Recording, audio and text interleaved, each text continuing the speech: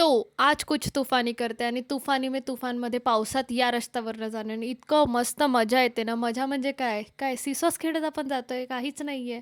रस्ते मस्त बनतायत आणि इतके छान आणि पक्के रस्ते बनतायत ना, काय सांगायचं.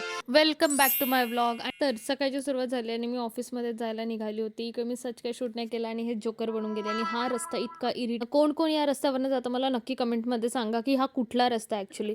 आणि इथे मी ऑफिसमध्ये तर बरेच लोकांना असं वाटतं की मी ऑफिसमध्ये जाऊन फक्त टाईमपास करते, मी कामं करत नाही. तर मी कामं पण करते.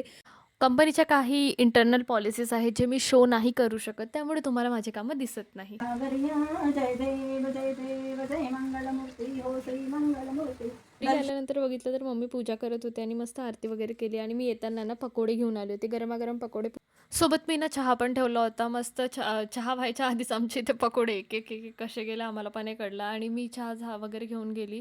तिकडे मम्मी माझा चहा यायच्या आधीच ना मस्त खाणं पण चालू करून दिलं होतं तिने आणि बघा ती. असो जेवण वगैरे झालं आणि आम्ही बसलो होतो तर बाहेरचे पिल्लू ओरडत होते, त्यामुळे भुरी वॉल कंपाऊंडवरून ती खाली उतरते. ही अशी स्टंट करत असते आणि हा एवढा मोठा आमचा घोडा. चित्रा भागोबा म्हणते मी याला आणि याची फाटून 4 होते नेहमी.